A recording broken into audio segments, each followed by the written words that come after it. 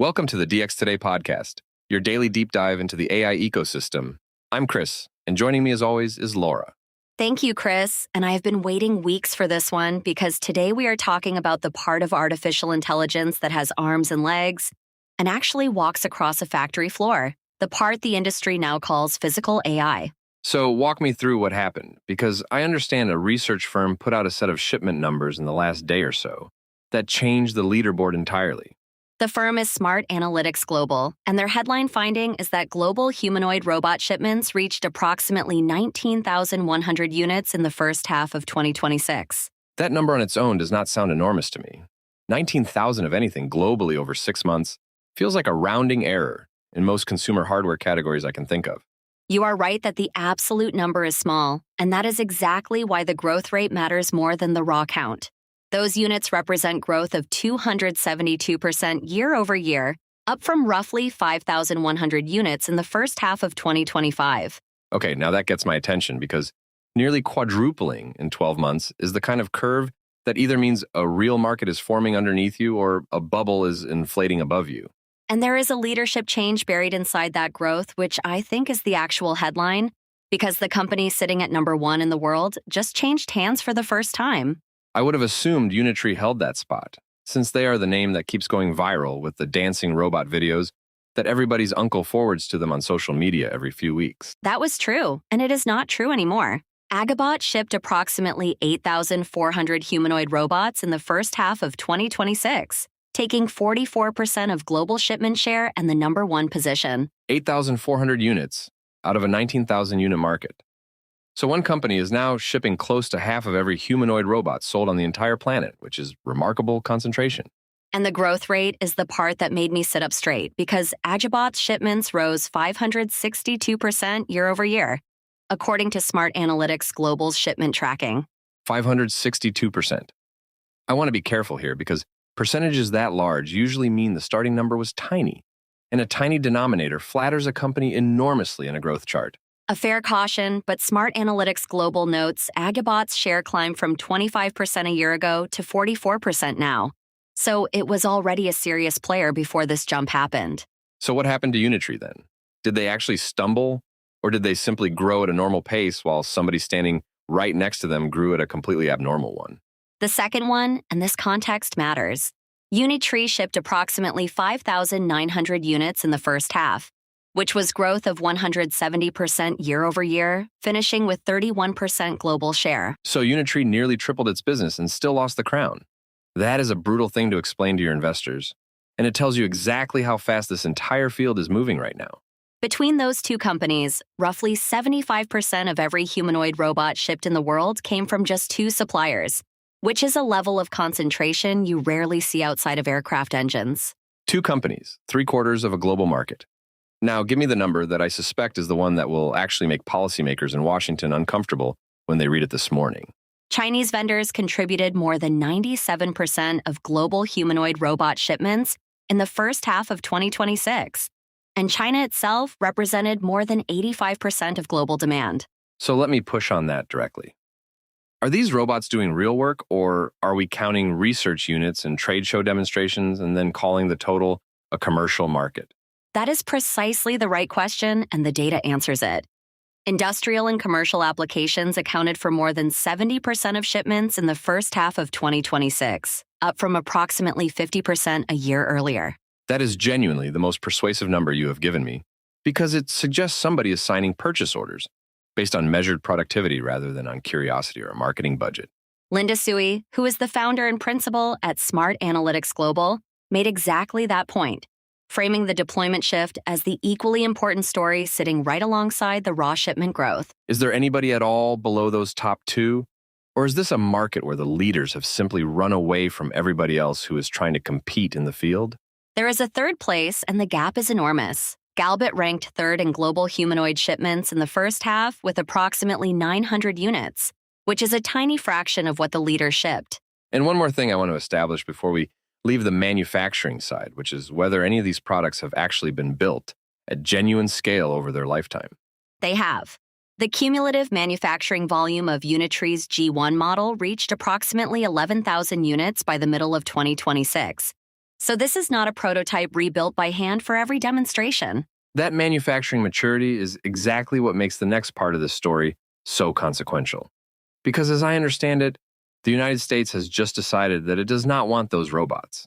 In late July, the Federal Communications Commission added foreign-produced power inverters and robots to its covered list, effectively banning the import of new foreign-made humanoid robots and robot dogs on national security grounds. And the stated rationale, as the Commission put it, is that devices made overseas could be remotely controlled or used for surveillance by foreign governments, or otherwise used in cyber attacks against American targets.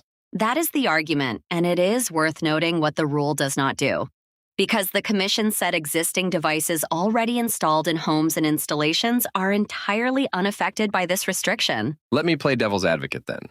The cynical reading is that a country with almost no domestic manufacturing share in this category has discovered a security rationale for closing its market to the competition.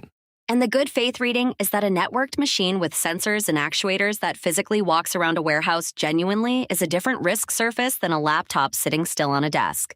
Both of those can be true at the same time, which is usually the case with export controls, and I suspect the real motivation here is genuinely and messily mixed together. What I find more interesting is what the restriction does to the domestic side of the market, because it creates an enormous amount of commercial room for an American pure play to fill. And there's one trying to fill it, which brings us to the capital markets half of this story, because somebody is attempting to become that company in a very public way right now.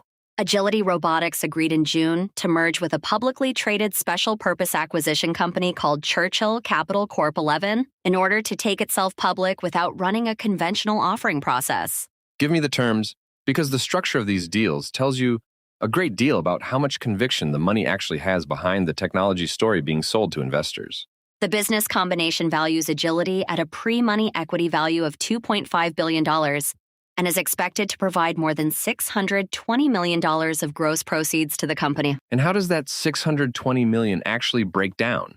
Because with these vehicles, the headline number and the money that eventually lands in the bank can be two very different figures.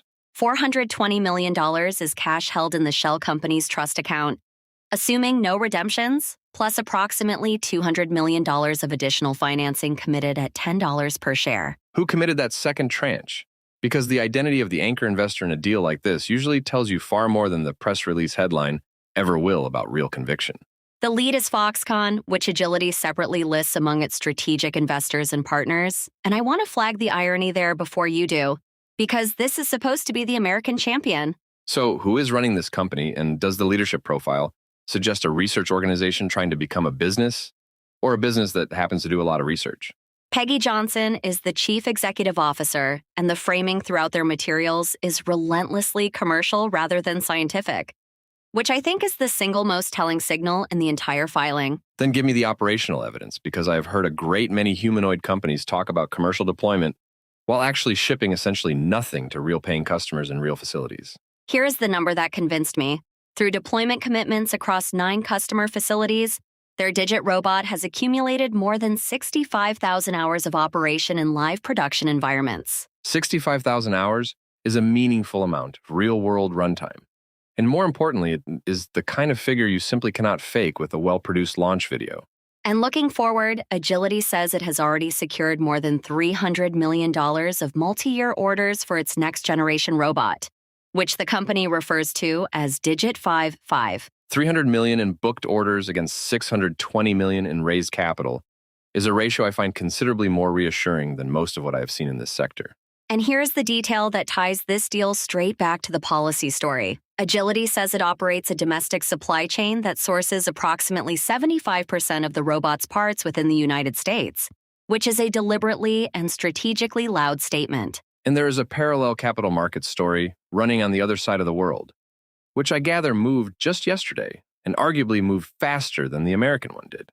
Unitree opened online subscription for its initial public offering on the Shanghai Stock Exchange's Star Market on August 10th, which Chinese media described as the country's first listing by a humanoid robot maker. So within about 7 weeks, we have the volume leader losing its crown, an American import restriction, an American company going public, and the former volume leader opening its own offering.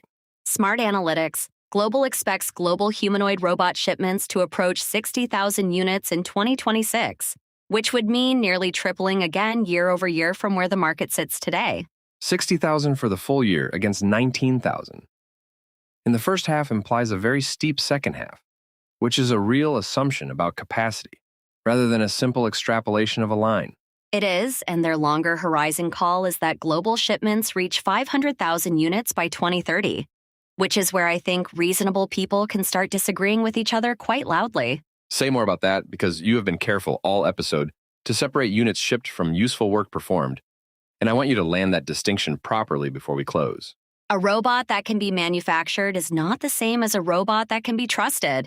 And reliability, manipulation accuracy, and safety are the things that actually gate adoption at scale. Which is presumably why Agility keeps talking about cooperative safety. The idea of a robot leaving its fenced enclosure and working directly alongside a human being without anybody getting hurt. That is their entire strategic bet. They describe Digit 5.5 as designed to be the world's first cooperatively safe AI-enabled humanoid, meaning robots and people share dynamic space rather than segregated areas. So if a listener holds exactly one idea from this episode, what is the thing that actually changed this week, rather than the thing that merely got a great deal louder? What changed is that humanoid robots stopped being primarily a research purchase and became primarily an industrial purchase. And that entire transition happened in roughly 12 months of shipment data. And the second thing I would argue is that the market and the policy have now openly diverged, with manufacturing concentrated in one country and the largest wealthy market closing its door. Which sets up the real question for the next 12 months, which is whether a protected American market produces a genuine competitor or simply produces a considerably more expensive robot. That is the right question, and I honestly do not know the answer, because both outcomes have plenty of historical precedent in semiconductors and in solar and in telecommunications equipment. And we will get a live readout on it because Agility's numbers become public filings once that merger closes. Which means we finally get to see real audited economics for a humanoid company. That's all for today's episode of the DX Today podcast. Thanks for listening, and we'll see you next time.